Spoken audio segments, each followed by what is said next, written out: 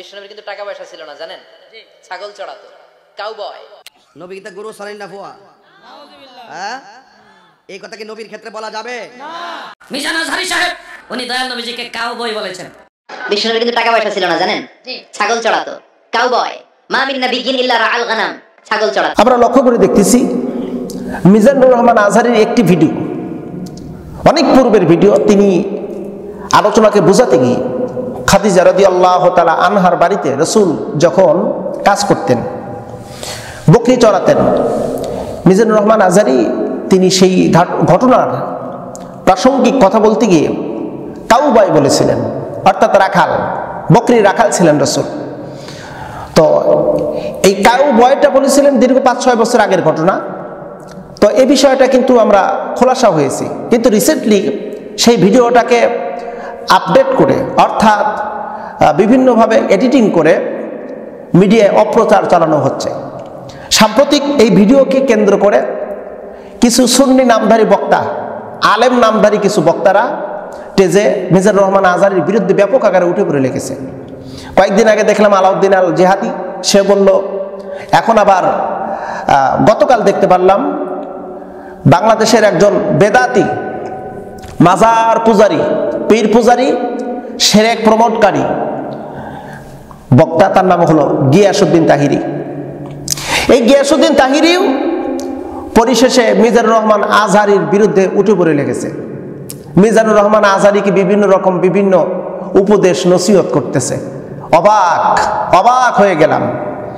মিজানুর রহমান আজহারীর বিরুদ্ধে আবার এই সুন্নি নামধারী, এই বেদাত কুসংস্কারকারী, এমনকি শিরক প্রমোটকারী একটা বক্তা, সে উঠে পড়ে লেগেছে মিজানুর রহমান আজহারীর বিরুদ্ধে। আমরা কি ইতিহাস ভুলে গেছি? আজ থেকে কয়েক বছর আগের ঘটনা।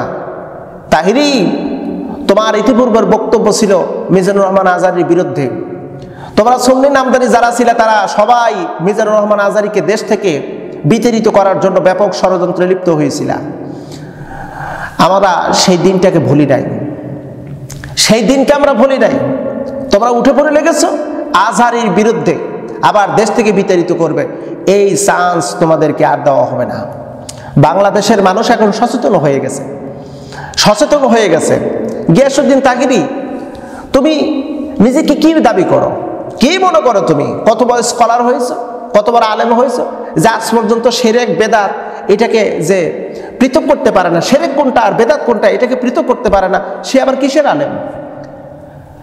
আলেম? কয়েকদিন আগের ঘটনা আমাদের সবার জানা আছে। কয়েকদিন আগের ঘটনা, তুমি মঞ্চ থেকে তুমি পালিয়ে গিয়েছিলে, বিলের মধ্য দিয়া মানুষ সেটা দেখেছে। তোমার বিরুদ্ধে অভিযোগ আছে, আইনানুগ অভিযোগ তোমার বিরুদ্ধে আছে। খুব দ্রুতই যে কোনো অবস্থায় তোমাকে গ্রেপ্তার করা হবে। আমরাও প্রশাসনের দৃষ্টি কামনা করি, খুব দ্রুত এই গিয়াসউদ্দিন মাজার পূজারী, মাজার ভণ্ড, এই ভণ্ড পূজারীকে খুব দ্রুত গ্রেপ্তার করুন। যে বাংলাদেশের প্রশাসনিক আইনের বিরুদ্ধে অবস্থান করেছেন এবং পুলিশ মারার মামলায় যে সম্পৃক্ত, এর খুব দ্রুত গ্রেপ্তার করুন এবং একে আইনের আওতায় নিয়ে আসুন। রাষ্ট্রদ্রোহী মামলায় যে এখনো অভিযুক্ত, এই 24 সালের রাষ্ট্রদ্রোহী মামলায় কিন্তু সে অভিযুক্ত। তাকে কেন এই কোরআন হাদিসের তাফসীর মাহফিলের মতন পবিত্র জায়গায় তাকে অবস্থান করার সুযোগ দিচ্ছে? আমরা প্রশাসনকে বলি, সরকার মহোদয়কে বলি, যারা রাষ্ট্রদ্রোহী মামলায় অভিযুক্ত এদেরকে দ্রুত গ্রেপ্তার করুন। বিশেষ করে এই গিয়াসউদ্দিন তাহিরি বাংলাদেশের তৌহিদি জনতার হৃদয়ের ভিতরে ব্যাপক আকারে কুঠারাঘাত করেছে, এখন আবার নতুন করে ষড়যন্ত্রে লিপ্ত হয়ে গেছে। আমরা এই সমস্ত মাজার পূজারীদেরকে বাংলার জমিন আর দেখতে চাই না। যারা শিরক বেদাত কুসংস্কার এমনকি স্বৈরাচারীর সাথে হাত মিলিয়ে যারা মুহাক্কিন উলামায়ে কেরামদের বিরোধিতা করে, এদেরকে আপনারা খুব দ্রুত গ্রেপ্তার করুন, আইনের আওতায় নিয়ে আসুন। গিয়াসউদ্দিন তাহিরি মিজানুর রহমান আজহারীর সমালোচনা করতেছে। কোন যোগ্যতার বলে সমালোচনা করে? কোন যোগ্যতার বলে? মিজানুর রহমান আজহারী কাউবয় বলেছেন, এখানে কোনটা ত্রুটি হয়েছে? কাউবয় বলেছেন রসুলের কোন সম্মান নষ্ট হইল, রসুল্লাহর কোন মান শান নষ্ট হয়েছে?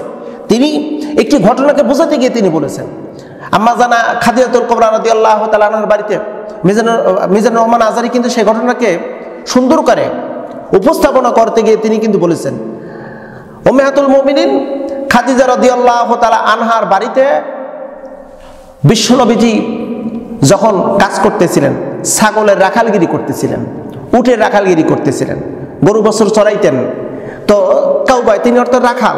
প্রত্যেকটা নবীকে আল্লাহ পাক রাখালের দায়িত্ব দিয়েছেন, প্রত্যেকটা নবী রাখালের দায়িত্ব পালন করেছেন। তো রাসূল তো তখন ছিলেন রাখাল, তিনি তো তখন তিনি ইংলিশে বলেছেন কাউবায়, তো ইংলিশে কাউবায় বললে তো রাখাল, তো তখন তো তিনি রাখাল ছিলেন। রাসূলকে কি এভাবে তিনি অবহেলা করে বলেছেন?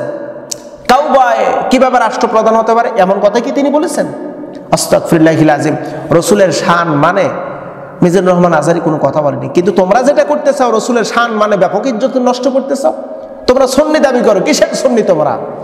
একটা সুন্নতের প্রতিষ্ঠার লক্ষ্যে তোমাদের কোনো সংগ্রাম নাই। তোমরা সুন্নাহ বিরোধী কাজ করো, মাজার পূজা করা সুন্নাহ বিরোধী, পীর পূজা করা সুন্নাহ বিরোধী, লাফায় লাফায় জিকির করা সুন্নাহ বিরোধী।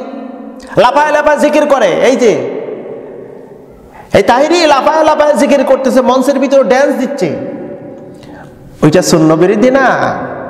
ভণ্ডামি করার জায়গা পাও না? তোমার ভণ্ডামি বাংলার তাওহীদি জনতা জেনে গেছে, বাংলার তাওহীদি জনতা জেনে গেছে। এই কথা বলে জাতিকে বিভ্রান্তি করার আর অভিপ্রয়াস করো না, এই জাতিকে অনৈক্যর দিকে ঠেলে দিও না। তোমার এই বক্তব্য অনৈক্য যদি হয়, জাতি যদি বিভ্রান্তি হয়, তাহলে এর যে গুনাহ হবে, এই গুনাহ তোমার আমলনামায় আসবে, এর গুনাহ তোমার আমলনামায় আসবে। তুমি নিজেকে কি মনে করো? সুফি মনে করো, পীর মনে করো না? ভণ্ডামি করার জায়গা পাও না? এই কোরআন হাদিসে কোন জায়গায় পীর শব্দটা আছে? কোরআন হাদিসে কোন জায়গায় পীর শব্দটা আছে? পীরের হাতে বায়াত নিতে হবে, পীর হতে হবে। ওটা সুন্নাহ বিরোধী না? ওটা সুন্নাহ বিরোধী না? এই সমস্ত ভণ্ড বাটপার বাংলার জমিন থেকে উৎখাত করা হবে ইনশাআল্লাহ। বাংলাদেশে কোরআনের রঙে রঙ্গিত করে এই সমস্ত ভণ্ড বিতাড়িত এদেরকে বাংলার জমিন থেকে উৎখাত করা হবে। বাংলার জমিন শাহ ওয়ালিউল্লাহর জমিন, বাংলার জমিন শাহজালালের জমিন, বাংলার জমিন শাহ মাকদুমের জমিন, বাংলার জমিন বখতিয়ার উদ্দিন খিলজির জমিন। এই জমিনে কোন প্রকারের শিরক বেদাত কুসংস্কার প্রতিষ্ঠিত আমরা করতে দেব না ইনশাআল্লাহ। যদি ইসলাম হও, সংশোধন হও, বাংলার তাওহীদি জনতা বুকে টেনে নেবে। আর এই সমস্ত মিথ্যা অপ্রচার করে কোনো লাভ নাই। তোমরা সুন্নি নামদারি যারা তোমরা উঠে পড়ে লেগেছো, তোমাদের ব্যাপারে আমাদের সবার জানা আছে। আলাউদ্দিন আল জেহাদি, আলাউদ্দিন জেহাদি তোমার সম্পর্কে আমাদের ধারণা আছে। এই যে কয়েকজন সুন্নি নামদারি, এদের নাম বলতেও লজ্জা লাগে। এরা ইসলামের মূলত প্রধান শত্রু, ধর্ম ব্যবসায়ী। ধর্মের লেবেল গায়ে লাগায়া তারা যত প্রকারের অনৈতিক কর্মকাণ্ড করে, যেটা ভাষায় প্রকাশ করার মতো না। আমরা বলি আজহারের বিরুদ্ধে লাগলে আজহারের কিছুই হবে না, বরং তোমাদেরই ক্ষতি হবে। আজহারের বিরুদ্ধে কেন লেগেছে আমরা বুঝতে পেরেছি। আজহারের এত জনপ্রিয়তা, মাহফিলে লক্ষ লক্ষ মানুষের সমাগম কেন হচ্ছে, এইটা দেখে তোমাদের আর সহ্য হচ্ছে না।